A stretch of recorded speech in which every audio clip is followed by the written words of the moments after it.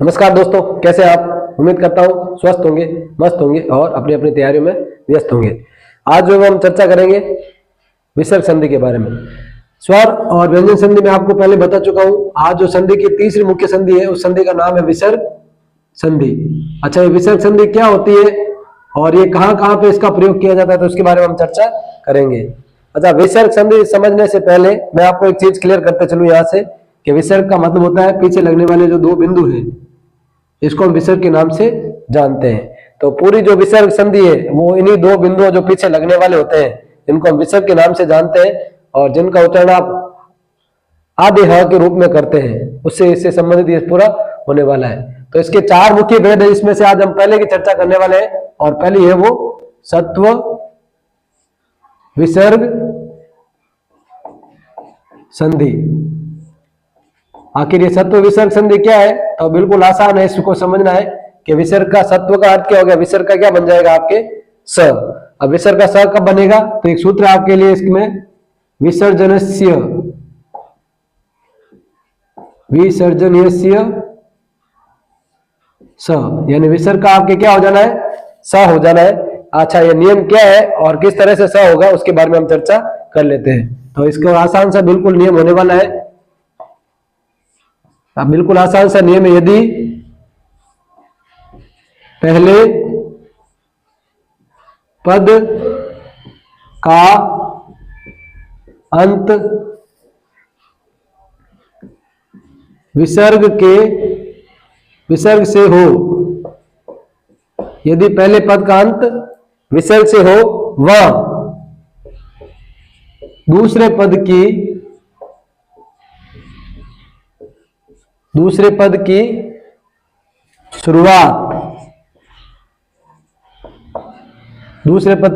शुरुआत किसी भी वर्ग के पहले दूसरे वर्ण। अभी पहले दूसरे वर्ण कौन कौन से होते हैं? तो अगर आपके क वर्ग की बात करें तो क ख, च वर्ग की बात करें तो च छ,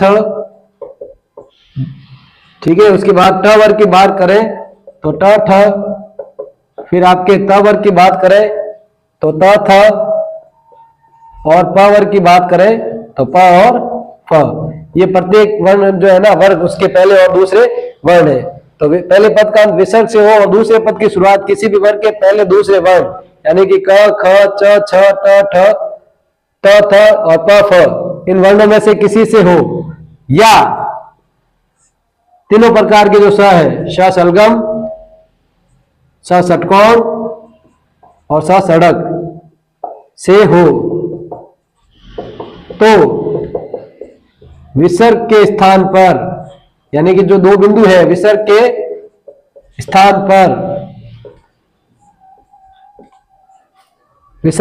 पर स आदेश हो जाता है। विसर्ग के स्थान पर स आदेश हो जाता है। अच्छा, आपको यहाँ एक चीज और ध्यान रखनी होगी कि भाई वो स के पश्चात अगर च वर्ग है तो स सलगम में, और अगर ट वर्ग है तो वो स षटकोण में परिवर्तित हो जाएगा। ठीक है, इसमें आगे और पंक्ति लिख देता हूं। स के पश्चात च वर्ग होने पर,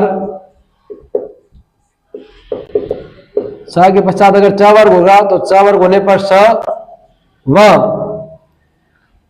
ट वर्ग होने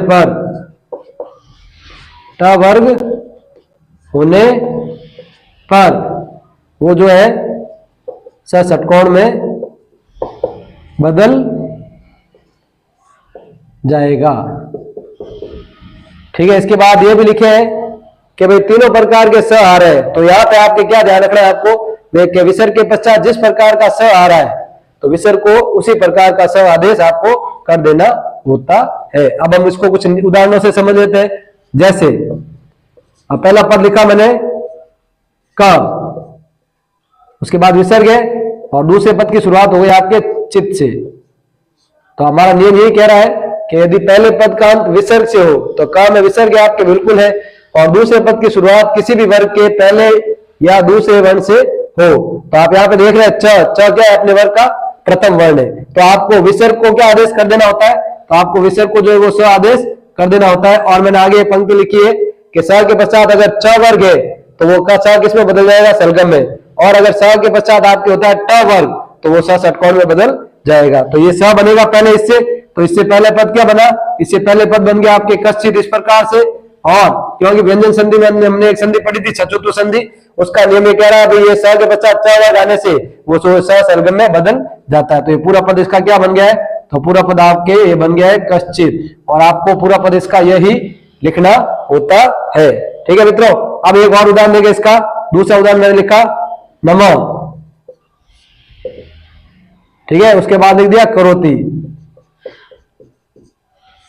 नमः करोति यानी नमस्कार करता है, तो नमः में विसर्ग है और दूसरे पद की शुरुआत हो रही है क से, जो कि अपने वर्ग का पहला वर्ण है। तो विसर्ग को आपको इस पहले वर्ण के कारण स आदेश कर देना है, और इसका जो पूरा पद बन जाएगा वो हो जाएगा आपके नमस् करोति।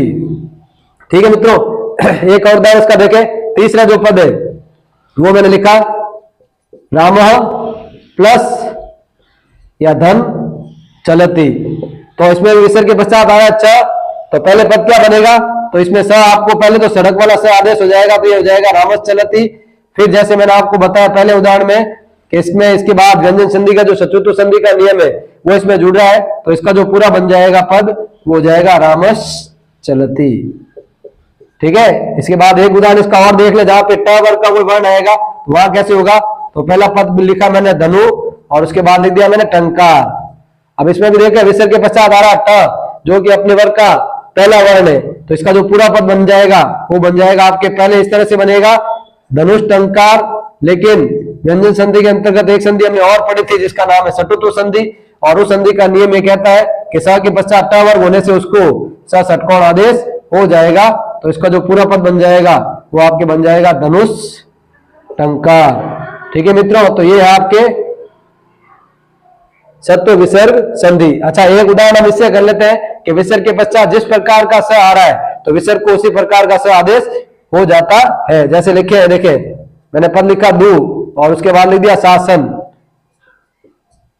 ठीक है, दू और शासन, तो दू में विसर्ग है, विसर्ग के पश्चात आ रहा है स, तो विसर्ग के पश्चात जिस प्रकार का स आएगा विसर्ग को उसी प्रकार का स आदेश हो जाएगा। तो इसका पूरा पद क्या बन जाएगा, तो इसका पूरा पद बन जाएगा आपके दुशासन। ठीक है, उसी तरह देखिए मित्रों, ठीक है, एक पद लिखा मैंने राम धन षष्ठ, तो ये पूरा पद क्या बन जाएगा, तो इससे पूरा पद बन जाएगा आपके, पहले तो हो गया, ठीक है, इससे पूरा पद बन जाएगा आपके रामस षष्ठ।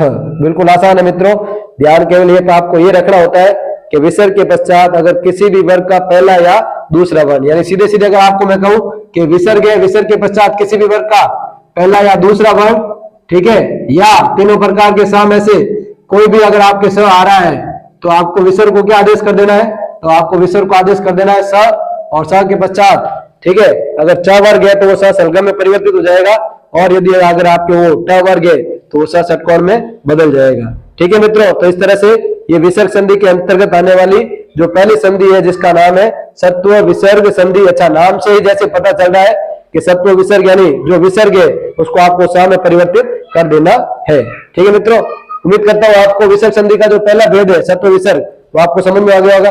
तो कम से कम जितना हो सके आप मेरे चैनल को सब्सक्राइब करें, लाइक करें, और जितना हो सके अधिक से अधिक शेयर करें, ताकि मैं और आपके लिए अच्छे वीडियो बना सकूं। तब तक के लिए धन्यवाद।